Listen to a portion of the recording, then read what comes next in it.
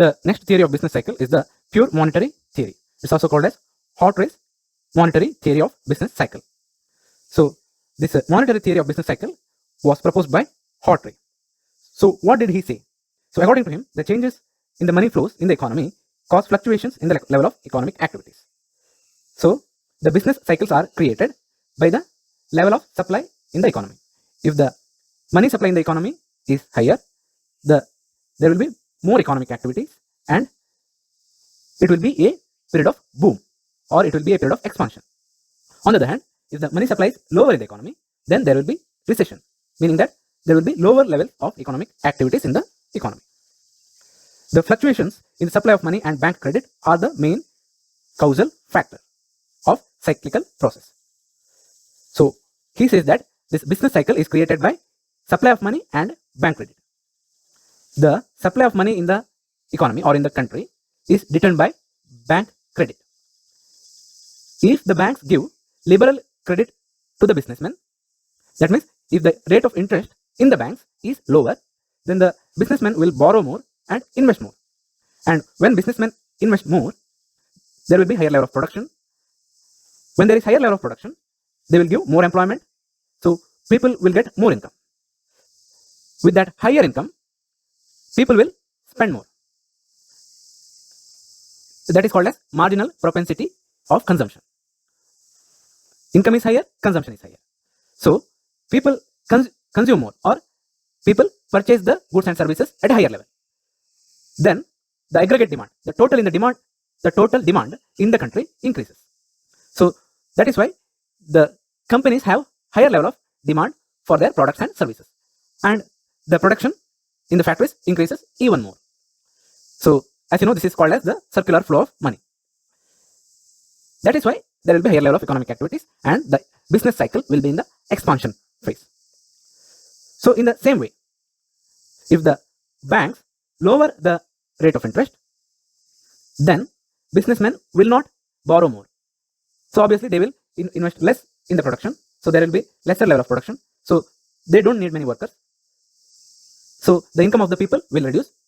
As a result, the consumption also reduces. The demand for the goods and services of the companies also reduce. At that time, the economy enters the recession phase. So when the economy is in the expansion phase, why banks increase the rate of interest? That is because earlier, when the interest rate was lower, the businessmen borrowed at a higher level because the investment was attractive. Investment in the businesses were attractive. And not only that, the depositors who used to deposit in the banks will also deposit less because they find investing in capital market, investing in shares of the companies more profitable. So they will give less deposit to the banks. So banks will have shortage of funds. So they will not be able to give more loans to the businessmen. So they have no other option. They have to discourage the borrowing from the banks. So that is why they will increase the rate of interest. And when they increase the rate of interest, then the cost of funds for the businessmen will become higher because the rate of interest is higher. So they will borrow less, and as a result of the circular flow of money, straight from the expansion phase, the business cycle enters the recession phase. So this is how the monetary theory. So monetary means related to the supply of money. So this is how the monetary theory works. Now what are the criticisms of the monetary theory? So monetary factors are not the only factor that causes fluctuations in the business cycle. Other factors like the aggregate demand. Aggregate demand means the total demand of the country.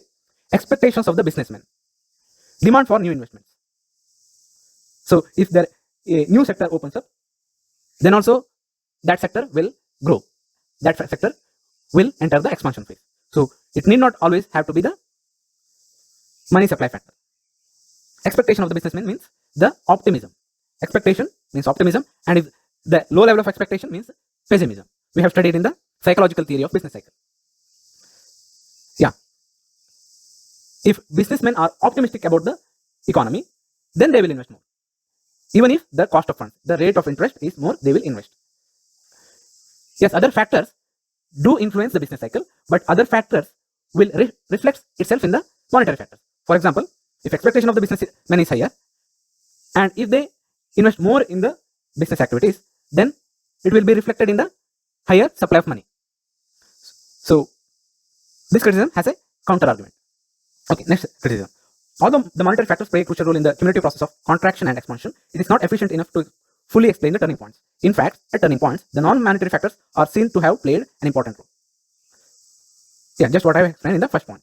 The next criticism. It is assumed that the businessmen are highly sensitive to fluctuations in the interest rates, which is quite doubtful.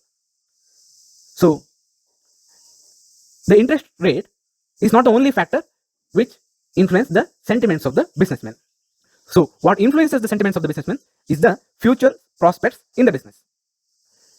If in a particular industry, the businessman expects higher rate of return, even if the cost of funds is higher, he will invest. Even if the rate of interest is higher, he will borrow and invest in that particular business industry. For example, let us say electric vehicle. So if the businessman thinks that electric vehicles will do well in the coming future, let us say after 5 years, even if the cost of funds is higher, he will invest. So the marginal efficiency of capital, how much returns that investment or that capital will generate, that is what influences more a businessman. So this is one of the criticisms. But here also, if the investment is more, that will be reflected in the money supply in the economy. So we can say that even if we can mention some of the shortcomings, the theory is valid and beneficial for the economists to assess the economic situation and determine the business cycles.